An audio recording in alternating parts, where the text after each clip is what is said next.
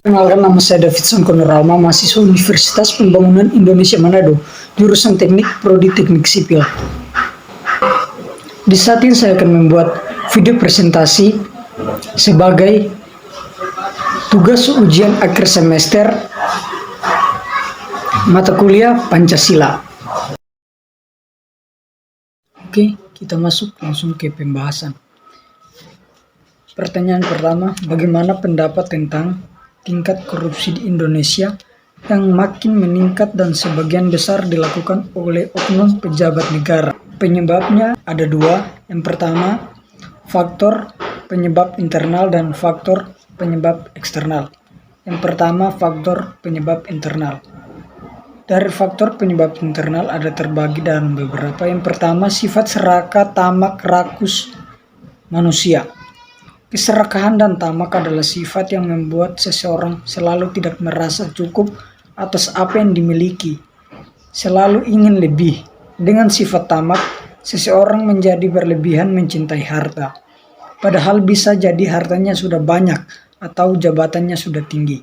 Dominannya, sifat tamak membuat seseorang tidak lagi memperhitungkan halal dan haram dalam mencari rezeki.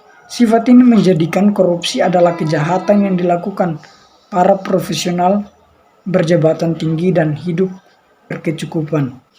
Yang berikut, gaya hidup konsumtif. Sifat serakah ditambah gaya hidup yang konsumtif menjadi faktor pendorong internal korupsi.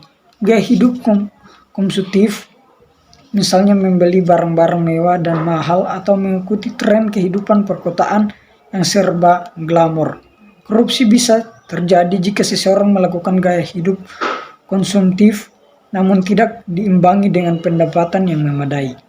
Yang berikut, moral yang lemah. Seseorang dengan moral yang lemah mudah tergoda untuk melakukan korupsi. Aspek lemah moral misalnya kelemahan iman, kejujuran, atau rasa malu melakukan tindakan korupsi. Jika moral seseorang lemah, maka godaan korupsi yang datang akan sulit ditepis. Godaan korupsi bisa berasal dari atasan, teman setingkat, bawahan, atau pihak lain yang memberi kesempatan untuk melakukannya. Yang kedua, faktor penyebab eksternal. Faktor penyebab eksternal juga ada terbagi dalam beberapa. Yang pertama, aspek sosial. Kehidupan sosial seseorang berpengaruh dalam mendorong terjadinya korupsi, terutama keluarga. Bukannya meningkatkan atau memberi hukuman, keluarga malah justru mendukung seseorang korupsi untuk memenuhi keserakahan mereka. Aspek sosial lainnya adalah nilai dan budaya di masyarakat yang mendukung korupsi. Misalnya, masyarakat hanya menghargai seseorang karena kekayaan yang dimilikinya atau terbiasa memberikan gratifikasi kepada pejabat. Yang berikut, aspek politik. Keyakinan bahwa politik untuk memperoleh keuntungan yang besar menjadi faktor eksternal penyebab korupsi. Tujuan politik untuk memperkaya diri pada akhirnya menciptakan money politik. Dengan money politik, seseorang bisa memenangkan kontestasi dengan membeli suara atau menyogok para pemilih atau anggota-anggota partai politiknya. Berikutnya, aspek hukum.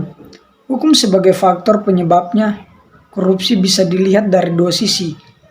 Sisi perundang-undangan dan lemahnya penegak hukum.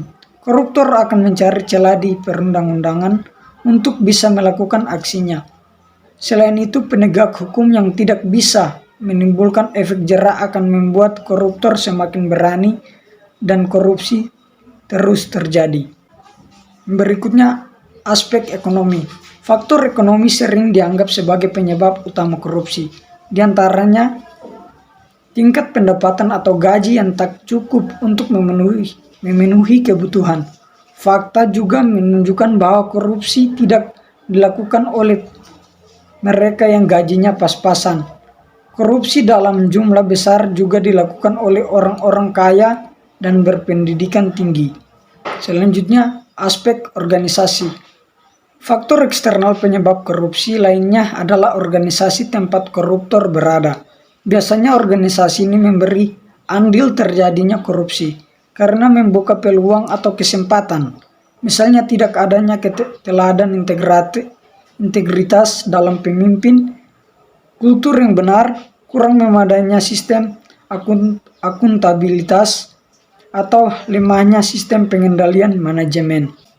Pada soal yang kedua, solusi apa untuk memberantas tindak pidana korupsi tersebut? Strategi pertama yaitu strategi preventif. Upaya preventif adalah usaha pencegahan korupsi yang diarahkan untuk meminimalisasi penyebab dan peluang seseorang melakukan tindak korupsi. Upaya preventif dapat dilakukan dengan: pertama, memperkuat Dewan Perwakilan. Yang kedua, memperkuat Mahkamah Agung dan jajaran peradilan di bawahnya. Yang ketiga, membangun kode etik di sektor publik.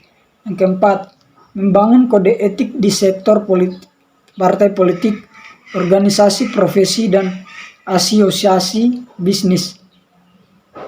Yang kelima, meneliti lebih jauh sebab perbuatan korupsi secara berkelanjutan. Yang keenam, menyempurnakan manajemen sumber daya manusia atau SDM dan meningkatkan kesejahteraan pegawai negeri. Yang ketujuh, mewajibkan pembuatan perencanaan strategis dan laporan akuntabilitas kinerja bagi instansi pemerintah. Yang kedelapan, peningkatan kualitas penerapan sistem pengendalian manajemen. Yang kesembilan, menyempurnakan manajemen barang kekayaan milik negara. Yang kesepuluh, meningkatkan kualitas pelayanan kepada masyarakat. Yang terakhir, kampanye untuk menciptakan nilai atau value secara nasional. Yang kedua, strategi detektif. Upaya detektif adalah usaha yang diarahkan untuk mendeteksi terjadinya kasus-kasus korupsi dengan cepat, tepat, dan biaya murah, sehingga dapat segera ditindaklanjuti. Berikut upaya detektif pencegahan korupsi. Yang pertama, perbaikan sistem atau tindak lanjut atas pengaduan dari masyarakat. Yang kedua, pemberlakuan kewajiban pelaporan transaksi keuangan tertentu. Yang ketiga, pelaporan kekayaan pribadi pemegang jabatan dan fungsi publik. Yang keempat, partisipasi Indonesia pada gerakan anti korupsi dan anti pencucian uang di kancah internasional. Yang terakhir, peningkatan kemampuan aparat pengawasan fungsional pemerintah dalam mendeteksi tindak pidana korupsi. Yang terakhir, pertanyaan yang terakhir, apakah Pancasila masih bisa dikatakan sebagai dasar negara, ideologi negara, dasar hukum negara, bahkan sistem etika negara ketika persoalan KKN masih terjadi menjadi permasalahan besar di bangsa ini? Jelaskan alasannya. Pancasila sebagai sistem etika. Etika Pancasila terkandung nilai-nilai ketuhanan, kemanusiaan, persatuan, kerakyatan, dan keadilan. Kelima nilai tersebut membentuk perilaku manusia Indonesia dalam semua aspek kehidupannya. Sila ketuhanan mengandung dimensi moral berupa nilai spiritualitas yang menegatkan diri manusia kepada Sang Pencipta, ketaatan kepada nilai agama yang dianutnya.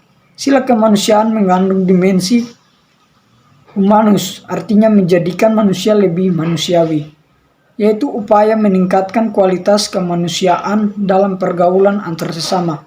Sila persatuan mengandung dimensi nilai solidaritas, rasa kebersamaan, cinta tanah air. Seperti yang pertama, percaya dan takwa kepada Tuhan Yang Maha Esa dengan beribadah sesuai dengan agama dan kepercayaannya. Saling menghormati dan bekerja sama antar pemeluk agama sehingga terjadi kerukunan dalam kehidupan bermasyarakat, berbangsa, dan bernegara. Mengakui adanya kebebasan beribadah sesuai agama dan kepercayaannya.